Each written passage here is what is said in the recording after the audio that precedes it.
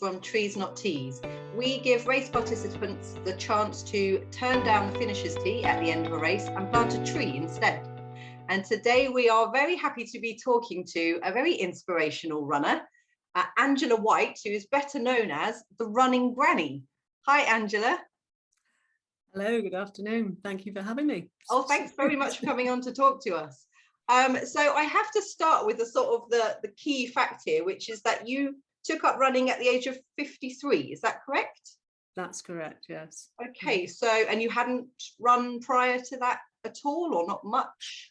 Not much. Not much. Some years ago, I'd run, done a little bit of running, but I would never have called myself a runner, and it wasn't necessary. It wasn't something that I did very often. Mm-hmm. So what happened at 53 then to turn you into a runner? It actually started before that. In my late 40s, I was a situation I suppose a lot of women of that sort of age find themselves in. I was doing more and more work. I was working long hours, so I was overworked. I had very little time for myself. I became overweight. I was unfit and quite unhappy. And I kept getting glimpses of myself and thinking, this isn't great. And eventually I thought, if you don't do something about this, nobody else is going to do it, and you won't be able to look after anyone else. So I started taking what I now call my small steps, right, which started with walking, just literally going out for 15 minutes in the evening, feeling very guilty about it. But why guilty? Because I was taking time for myself. I felt as if I was being selfish. There was always something else to do. There's always something to do in the house. That the kids need something, or there were those emails that needed responding to, whatever it happened to be. And here was me taking 15 minutes myself. But I got over that. And then I was hugely out of breath initially, because I was considerably heavier than I am now, and as I say, unfit. Anyway, one thing led to another. I carried on with walking, but then I also started to look at other aspects of my life: what I ate, what I drank, the fact that, again, through working as long hours as I wasn't keeping in touch with friends. I'd keep in touch with family and maybe the odd very close friend, but my wider circle of friends had contracted, as it were, because I just didn't have the time to invest, which of course you do need to do, and social contact is so important for all sorts of reasons. So I started rebuilding that network of contacts. Anyway, about 3 years into doing these various things, I'd seen a little advert of in a shop saying somebody was starting up a running group for mature ladies, and I thought, might be able to do that. But I had that, so I made note of the number, but it took me about 3 weeks before I actually rang her, because of the 20 ways to kill an idea that we all have in our head. Who am I to think I can do that? Don't be stupid. You'll be at the back. You'll hold everybody up. People will laugh at you. You will look ridiculous. All those sorts of things that stop us, that limit our activities and so on, and our ambitions. But I eventually did join her, and I went out and did a few small runs. But I found that she was a lady who was 67 at the time, and she was planning to do something that I'd never heard of at the time, but she was planning to do the Joss Naylor challenge. So she was training for that. And this sounded amazing, but it also sounded quite maybe a bit unsafe, that she was out on the hills on her own recceing. Yes, could you just tell us a little bit about what the Joss Naylor challenge is? All right, sorry, the Joss Naylor challenge. So that is a mountain challenge in the Lake District. It's 48 miles. It's a linear route from Pooley Bridge to Greendale Bridge in Wasdale. So that's Pooley Bridge on Ullswater to Greendale Bridge, 48 miles. You have to visit 30 summits, 30 peaks on the way, and there's 17,000 feet of climbing in it. And at her age, it's age banded. You can't do it before you're 50. Okay. And every 5 years you get an extension to the time. So at her age, which was over 65, she had 24 hours to do it. So she was out training for this. And I'd say I thought it didn't sound terribly safe. So I offered to go with her. Not that I knew anything about it. But I basically, and I had all those same fears. Oh my goodness, what have I done? You know, I'm never going to be able to keep up. You know, I'll slow her down. This is so on. But it was great. So I bought my first pair of fell shoes. Okay. And went out on the hills. And I can remember going out and thinking, trying to get across this. Came to this wet patch, thinking, how am I going to get across this? And I was with my partner actually, and I thought, I'm going to get my feet wet. And he turned around to me and said, you can't possibly be a fell runner if you don't learn to get your feet wet. And when I think, you know, so I've gone from worrying about getting my feet wet to being quite happy to jump waist deep into bogs in order to get across. Wow. Waist deep into bogs. Wow.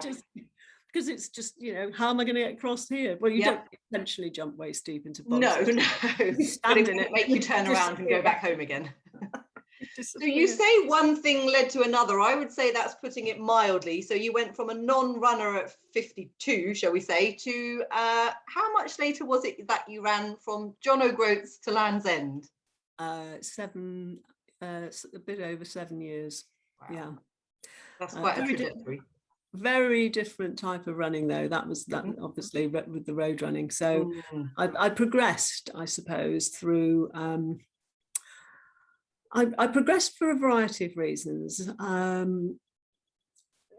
Mainly because of the various people that I met on my running journey who were so supportive of me for whatever reason. You know, one particular friend, he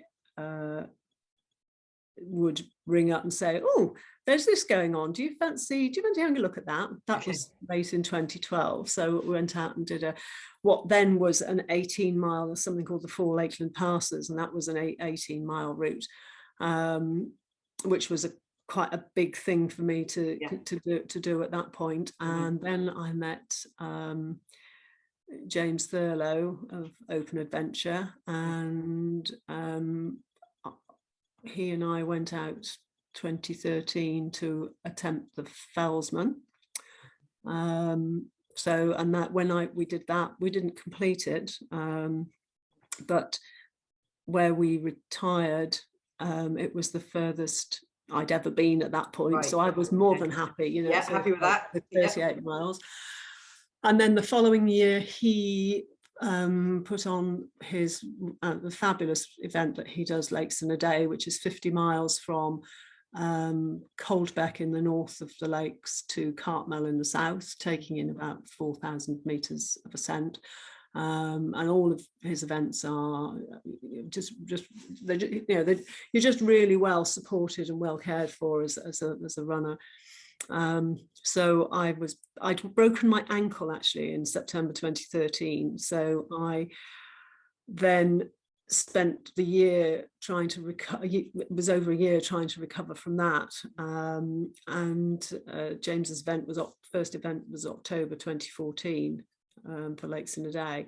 And I was absolutely adamant I was going to do it, and I did. Oh, well done. Which was, and I've done it a number of times since, but that was great.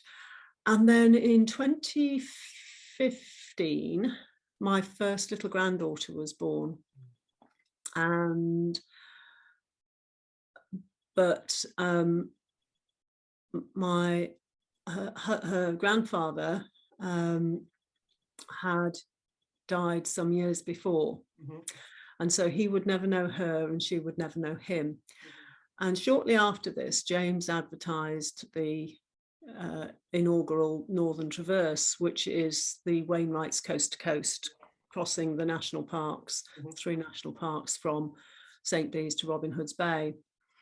And I just saw this email and I thought, gosh, who's going to be doing that? And I just had this vision of all these really fit young men, as it happens, terribly sexist comment to make, I know, but running across the country. But a little voice in my right shoulder said, whispered to me, this could be sponsorship worthy.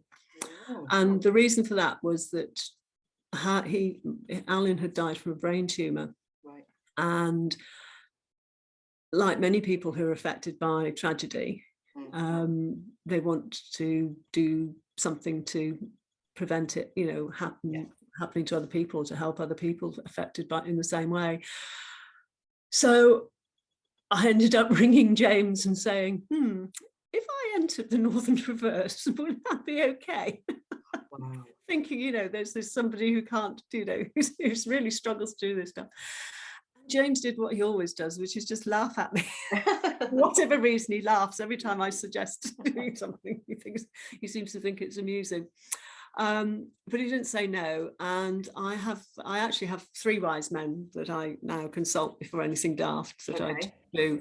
And sometimes my suggestions are met with silence, right, on the end of the phone, or a sharp intake of breath, as happened in this case, with another one. But I ended up entering it and raising money for the brain tumor charity, and so that was my first venture into what I call a serious long distance ultra, and I'd never done anything multi-day before. Okay. And it's not a staged race, it's continuous. Yep. So I did that. And then I did it again a couple of years later. But yes, the joggle came about because I was going to be 60. Right. And having raised the money for the brain tumor charity, I thought I'm very concerned about the number of people with preventable long-term conditions. Okay. And there are things that one can do throughout life by adopting different lifestyle choices to improve diet, look at how much you drink, social activity, physical activity, and so on, that can help to ward off things like high blood pressure, type 2 diabetes, heart disease, and so on. Yeah. And I wanted to bring attention to that. And I thought, well, what can I do? Is there something I can aim to do when I'm 60 that will raise awareness of this and show that, age is, you can still be healthy at 60, but by just making small changes. Anyway, I won't, there's a whole story around it, but basically it ended up with a decision to run the length of the country because everybody in the country is affected by it. Yes. By the problem. And also it would mean something to people because most people know that John O'Groats is at the top end and Land's End is at the bottom. And so that's where the idea was born. Wow. And then I had to train on road, which I did learn to run on road and to run, long on road. Yes. Yeah. And the event date was set for September 2019, and yeah. So how did it go? I'm imagining this is going to be, not just like the landscape ups and downs, but ups and downs for you, physical, emotional, everything. So can you tell us some of let's start with some of the low moments, maybe? Yes, the low moments were, I developed injury despite having run, I think I ran 3,900 miles in training over the 18 months. Wow. Which was substantially on road. I didn't go onto the fells in that time. Okay. Not very much. And yeah, I still developed injury, which so I developed Shin Splints, which I managed myself and carried on. I think I got an infected toe, which I didn't start antibiotics quickly enough for, so that became quite uncomfortable for a while. And then I just the wheels started to fall off a little bit by the time I got to Devon, and I think just my legs were just really, really tired. Yeah. So I used poles for a day, well, intermittently, just to keep going, because they just didn't seem to be coordinated, and they were quite sore. So there was some low moments there, and so one particular member of the crew that was with me through the small lanes in Devon, because the motorhome wouldn't fit down the small lanes in the route that I was using. Okay. So he was with me in the camper van. He really had his work cut out supporting me to get through there, on his own. Physically or mentally, or both? I think both. I think they got tired. We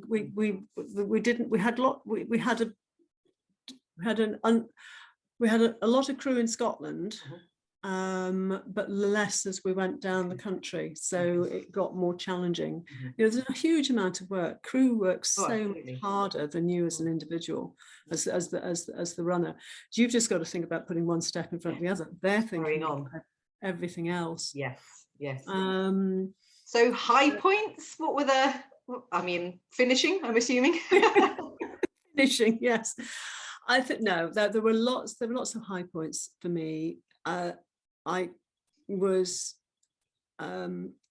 overwhelmed by the number of people who came out to support me, whether it was just to see me or whether it was to bring cake for the crew or little gifts for me, to run with me for a period of time. There were an awful lot of high points like that. Finishing these things, there's a sort of an element of, oh, thank heavens I don't have to get up and do the same thing again tomorrow. But it went on longer than I had hoped as well. It took me 18 days, 10 hours and 3 minutes to complete it, and I'd hoped to be a little bit faster than that, but you don't know. I think when you realize that so many people who start it never actually get halfway, but it was, it's testament to how hard my crew and how dedicated my crew were that I completed it. And to you. I think there's something when I would have felt I had let them down if I hadn't completed. And one of the low points I remember was somebody sort of fed back to me that I'd obviously written something somewhere, and she fed back to me that she, it seemed incredible that my total focus at that point, or for a period of time, was consciously trying to make sure that my dot on the tracker continued to move south. Okay. I wasn't concerned about anything else other than making sure that those people who were watching it at home could see that it was still moving. Wow. That's good. It's good to get that inspiration to keep going from all these different places. It's a mindset, isn't it? And also, the other thing is I chose to be out there. Right. There are tens of thousands of people around the world who don't have crew and kit, good shoes, and food, that have to move carrying their belongings on their back or in the back. And I chose to be out there, so it isn't for me to moan or complain about what I did, about any of the downside. And also, pain is transient. And I have had the satisfaction of have people say to me that they started running again, or they've taken up running since seeing what I did, and that's why I do it. So if it helps motivate a few people to take positive steps to improve their health, then I'd do it again. I'd do it again anyway, actually. Yeah. For the right reasons. Yeah. Oh, well, I mean, it's absolutely phenomenal, in any circumstances. It's a phenomenal achievement. If we could talk a little bit now about sustainability. So obviously, what we do here at Trees Not Teas, and you have now taken part in various events yourself. So what are your thoughts on what we're trying to do? I think first of all, it's a fantastic initiative. Anything. What are my thoughts? I think for all of us, none of us are going to change the world.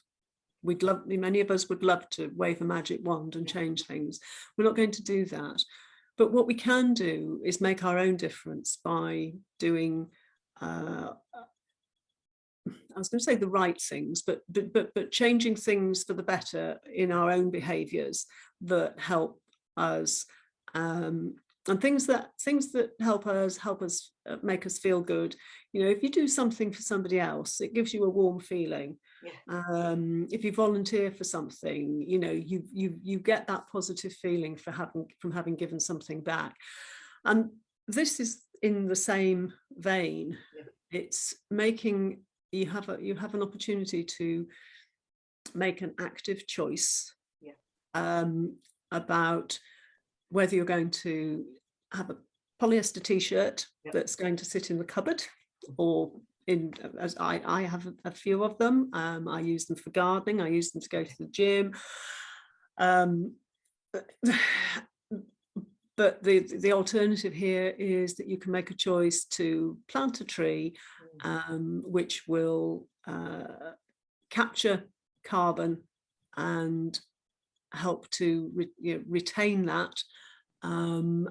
It's sustainable because it can then be cut down and used, and then you can plant another tree. So I think it's a great idea. Thank you. Thank you very much. Do you feel that you're fairly sustainable in your running, or have you made any changes to become more sustainable over the recent years? I think I probably have a tendency to be naturally sustainable anyway, partly because of my upbringing. Mm-hmm. So we didn't have very much when I was small, and so things had to be repaired. Mm-hmm. Whatever it was, whether it was whether it was your tights for school. We had to wear these beige tights, and tights were very expensive, and so it was a kind of hallmark of your sewing skills, I suppose, as to how many ladders you had stitched up in your tights day after day upon day, because you only had a couple of pairs that you'd rotate, and they got ladders in them, and you stitch them up. Yeah. So stitching things up is still really, still something I do a lot of. I've got that with your kit. With my kit. So only yesterday I was meeting somebody in the afternoon to just do some nav practice that for something for an assessment she's doing next week. And whilst when I went to get my leggings on, I sort of thought, oh gosh, there's just spotted some daylight as I was pulling my leg, and there were two tiny little holes, and I thought, right, I'll deal with those now. So whilst I was having my lunch, I actually got a needle and thread and sewed those holes up. So I stitched things up, and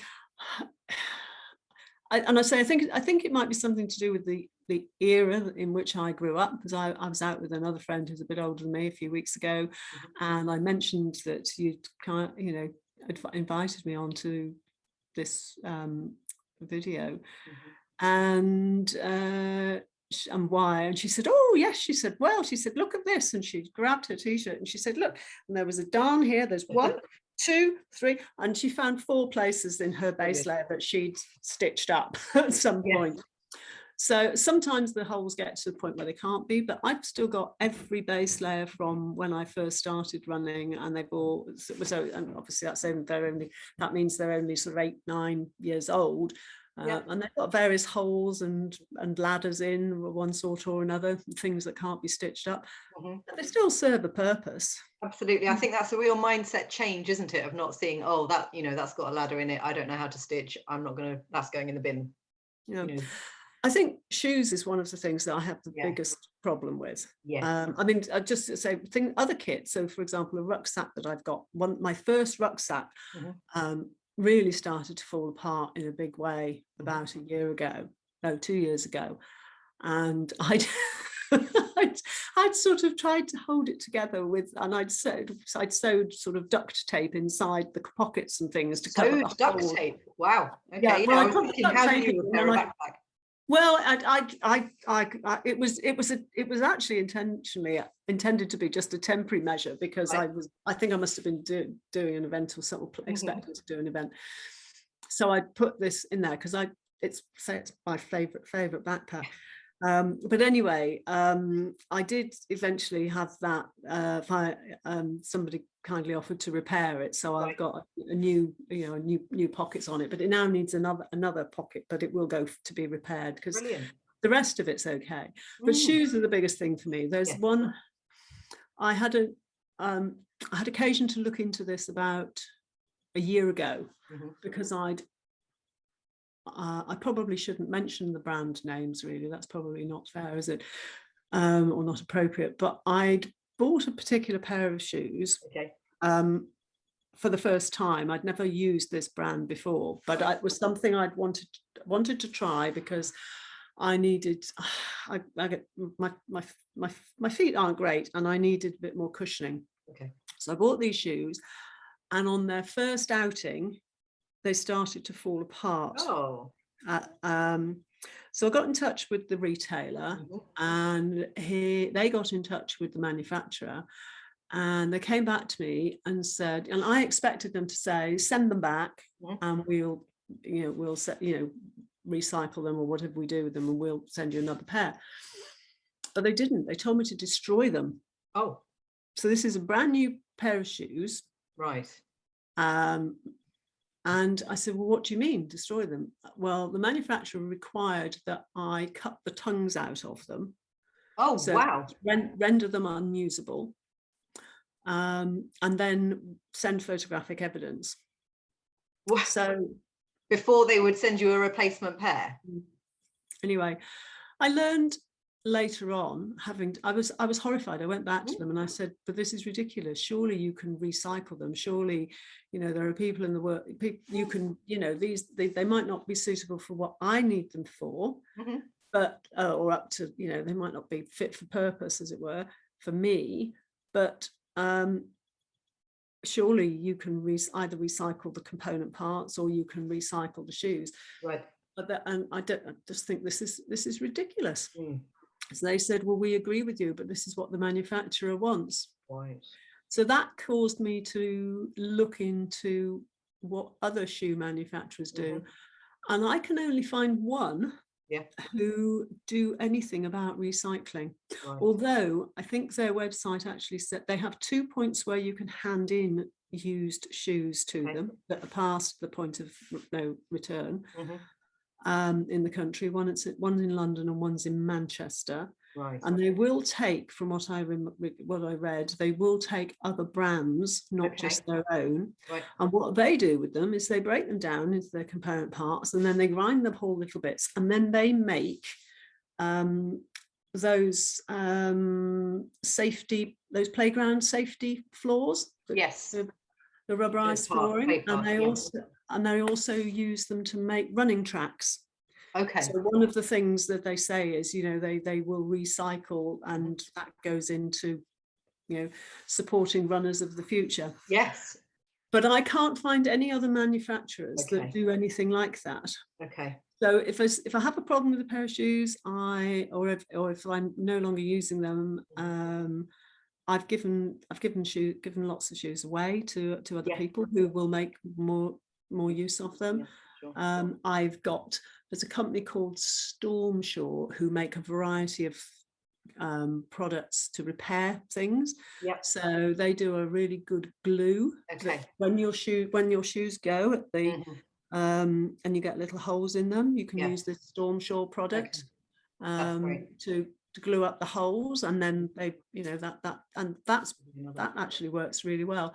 Right. But I've also just got another product from them that actually waterproof. I've got a pair of gloves which are lovely and warm until it rains. Okay. And they've got quite a few seams on them.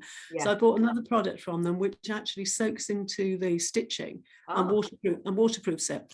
Fantastic. So I'm looking forward to seeing whether that, or how well that has worked. I mean, that's brilliant. And I think the two sort of stories of the two different companies just goes to show, doesn't it, that where there's a will, there's a way.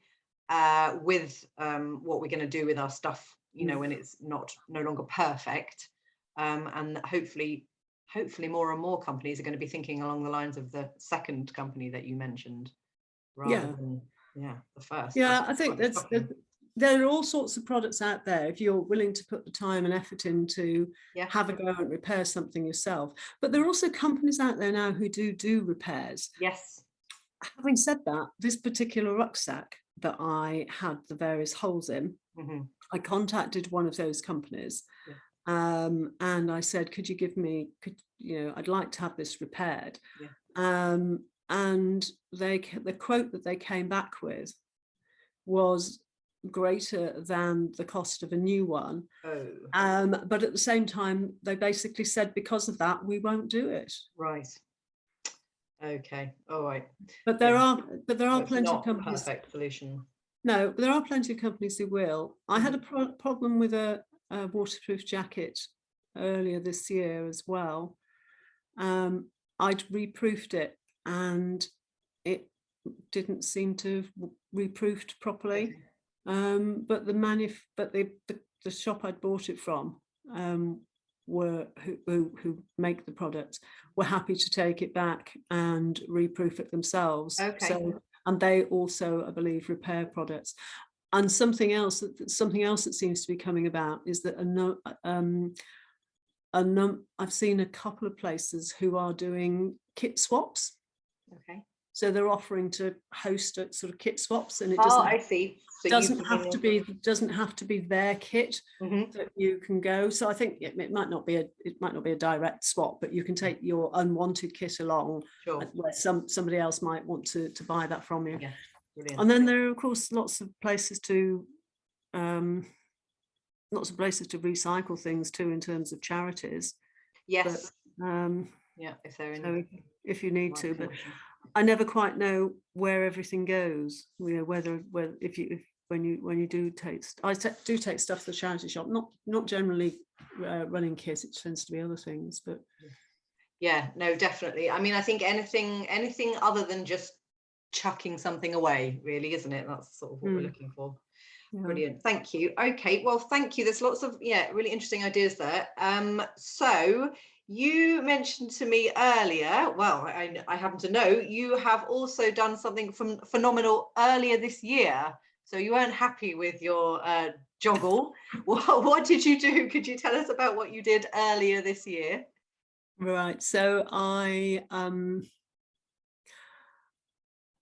think in terms of, so one of the reasons I do what I do is I'm curious about what my body will do for me. I'm curious about just how far I can push it, because if anybody had told me that my body would do all the things it's done, these last years, if they told me that even 11, 12 years ago, I would never have believed them. So I always thought I would never do a fell running challenge, one of these mountain challenges, because I'm not fast enough to start with to achieve the challenge in the time scale. Okay.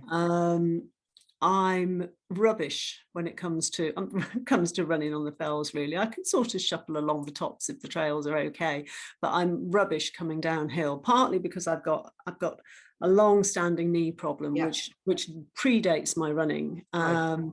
and is never going to get any better. I've got a little bit of osteoarthritis in that knee, so it hurts coming downhill. Right. Apart from anything else, Yeah. plus I'm all, very concerned that if it potentially give way under me and I could have a nasty accident. Yeah.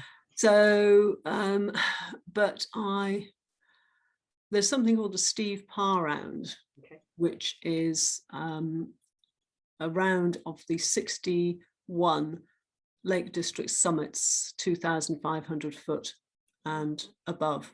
Okay. And it's 100, well, depends on your route, but it's 116 miles and over 45,000 feet of ascent.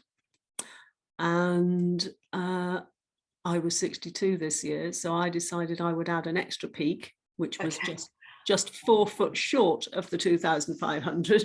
Okay. And do 62 at 62. So amazing. So when I decided to do that, it was at the end of last year, and I set the date as being June, starting first weekend of June. So I would have had 4.5 months to train, but of course we then had lockdown, so I wasn't able to get into the lakes. So I ended up with my training curtailed to about 4 to 5 weeks once we were allowed to go into the lakes in March. And it was very intense, but very, very enjoyable. Again, a lot of it I did on my own, but I had a lot of support from people who came out to join me for some of it. There were some scary bits. I don't do exposed edges. So even things that most fell runners wouldn't even think twice about, I really struggle with. So places like getting out onto steeple are really difficult for me. And getting up, one of the biggest problems for me was how to get up to Scar Fell and back to Scar Fell Pike, because there are a few options to do it, and none of them are ideal. But I ended up taking what was probably the most scary option for me, which is to go up Lord's Rake and the Westwall Traverse and come back down that way. But again, I did, if it weren't for the great people who support me, I wouldn't be able to do it. So they came out and they got me up there. We did it in a recce, and then we did it for real. Well, both times were for real, obviously, but we then did it in the event. Yes. So I did that in June. So it's amazing when it's got that extra element as well of having a sort of genuine fear around certain aspects of it to go ahead and push through and do that anyway. It's really again, it's you can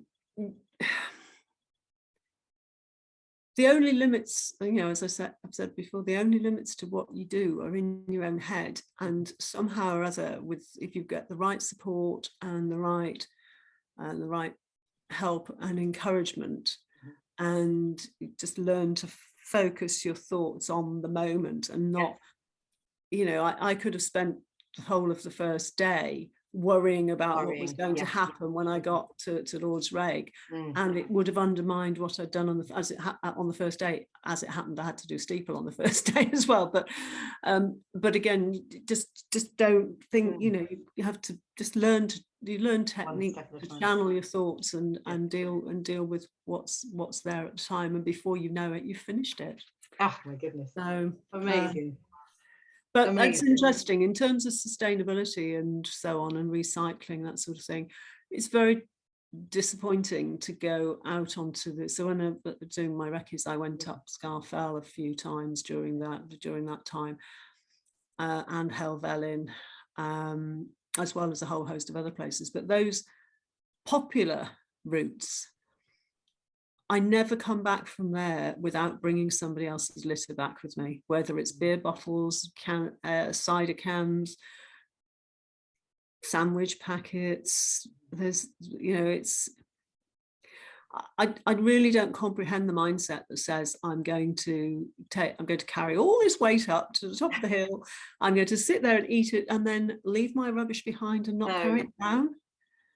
It's really disappointing. We had there was something when I was a kid, and it was all I remember seeing adverts for it called the Countryside Code, which talked very simply about, shutting your gates and taking your litter home, whatever. I don't know. What should we be pushing that sort of advertising again to make sure people do? I've also helped out on sort of a spontaneous working parties to clear bits of the lakes that have just been left full of tents and barbecues, and the damage that people have done there as well, cutting down trees. And it's I again I don't understand it, but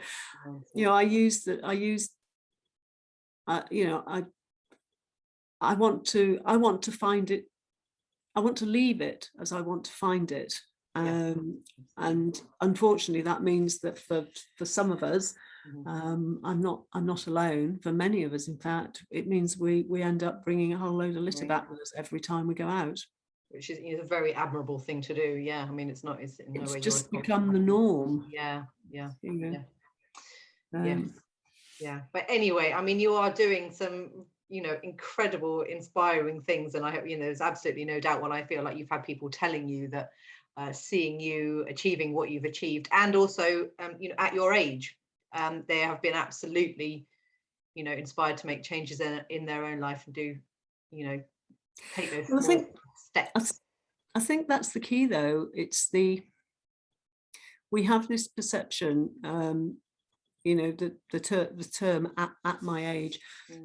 We have this we have these sort of stereotypes of what society expects a 60-year-old woman to be doing. Yes, absolutely. And actually, I want to break that stereotype. My life expectancy is another 25 years. That's a whole career's worth of years. People are going to get fed up hearing me saying that, but that's an awful lot of time to continue to pursue your own ambitions, if whether that involves voluntary work or trying to contribute to society, or investing in your family, your children, your grandchildren, and so on. It's time, it's not a time to slow down. No, you've got a lot of experience and wisdom by the time you get to your 50s and your 60s. And because you may be able to and choose to retire in your 60s from paid employment. Not everybody can has that choice. A lot of people do still need to work, but there are plenty of other things you can be doing. It's now the time to go and learn that instrument that you never had the opportunity to do. Go out and explore. In my case, the fells, and do stuff in the running community. Definitely. I mean, that's what you're doing, smashing those stereotypes. Exactly that. Yeah. And that's what we need to do. I'm not planning to. I'm fortunate that I'm not that Little Red Riding's grandmother with bespectacled shawl shrouded and with grey hair, but I'm still but I am a grandmother. I have three little granddaughters, and I want to make sure that I want to try and change their expectations of their older age and what their perceptions are of when they become grandmas, because who knows, they might be living longer and longer again than I may. So it's about trying to invest that energy in showing them that this is perfectly okay to go and run up and down the fell if you're in your 60s. Oh, absolutely. You're doing an amazing job. Thank you. You so much for talking to us and telling us your stories. It's been really interesting talking to you. Thank you, Angela. Oh, that's really kind of you. Well, I'm delighted you invited me on. So and I hope it benefits trees and not teas. Absolutely. Thank you.